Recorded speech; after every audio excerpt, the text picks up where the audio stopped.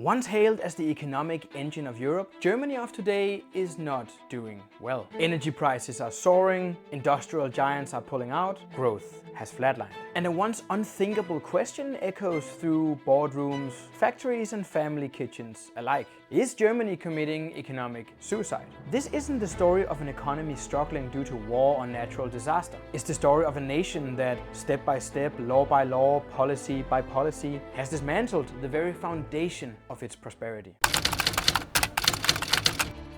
1945. Germany is rubble, cities flattened, millions starving, the Reich gone. Most believed it would take generations to recover, that Germany was finished. But one man, Ludwig Erhard, thought differently. In 1948, on a single Sunday, he scrapped rationing and price controls without permission. I didn't ask for permission, he later said, because they would have said no. Within days, shelves refilled. The black market evaporated, people went back to work. And yes, America sent Marshall Plan aid. But aid without reform, without freedom is just a bandage. Look at Africa. Decades of aid, little to show. Germany's miracle came not from handouts, but from freedom. With free prices, property rights and entrepreneurial energy unleashed, Germany became a workshop to the world. By the 1960s, it was the third largest exporter on earth, and German quality became a global brand. This is what the Germans call the Wirtschaftswunder, the economic miracle. But miracles like these only last if you protect the freedom that creates them. And spoiler alert, Germany didn't.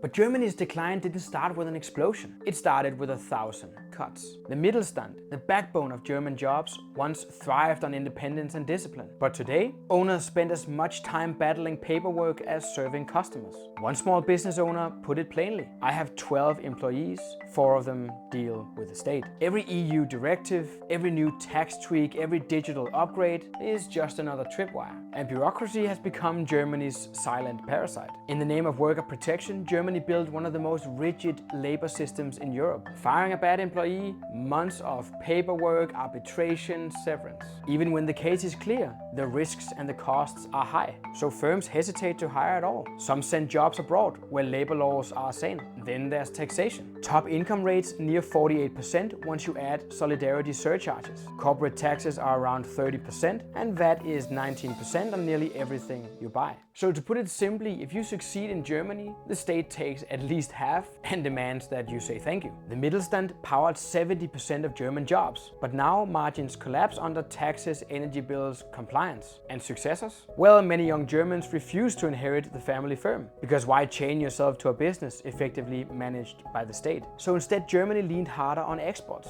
especially to China. By 2016, China was its top partner, and at least until recently, Volkswagen made around 40% of its sales there. But putting all of your eggs in Beijing's basket is dangerous. What happens when politics change, or when China no longer needs you? And beneath it all, demographics rot the foundation. In the 1960s, 6 workers supported 1 retiree. Today, less than 2. And by 2035, it'll be just 1.5 working taxpayer for every 1 retiree. Germany needs young workers. Skilled immigrants could help, but instead, engineers wait years for visas. Doctors stack shelves, qualified workers drown in paperwork. Meanwhile, low-skilled arrivals are waved in, funneled directly into welfare. Welfare dependency among immigrants exceeds 50% in some regions, and youth unemployment among second-generation migrants is double the national average. Over 2 million skilled jobs in Germany are unfilled, and yet welfare benefits reward idleness and parasitic behavior over work. And for these reasons, for a time, Germany was limping. And then came the knockout blow.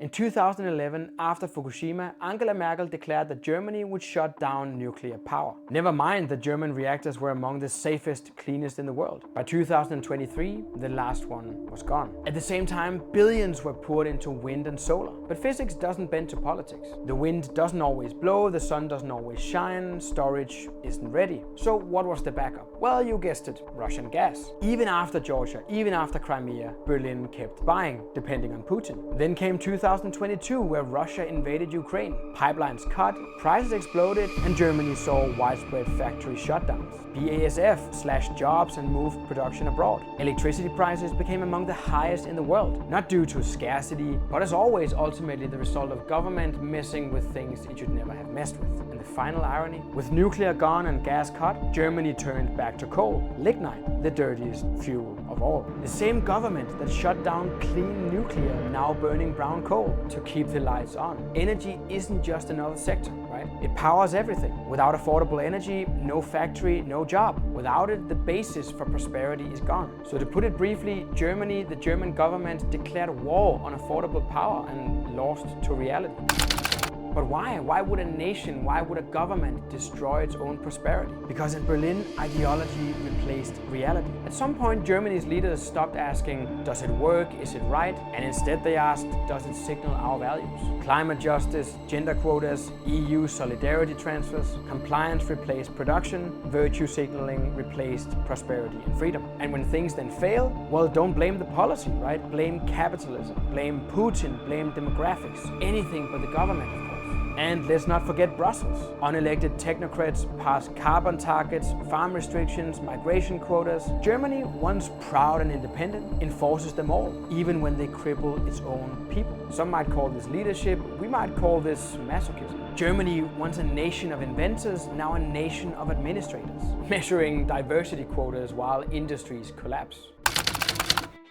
Decline is not inevitable, but recovery requires real principles and the courage to act upon them. Not slogans, not Brussels dictates. Freedom. That means cut regulations, slash taxes, let entrepreneurs build without having to beg for permission. It means allowing for the reopening of nuclear facilities, end green subsidies, let consumers, let individuals make choices for themselves, not bureaucrats or politicians. That means opening up to economic immigration, but removing welfare incentives altogether. Attract builders, not parasites. Reward work, dismantle dependency, restore dignity. Pull decisions away from Brussels and Berlin and let individuals shape their own future. Because Germany doesn't need smarter politicians, it needs fewer politicians.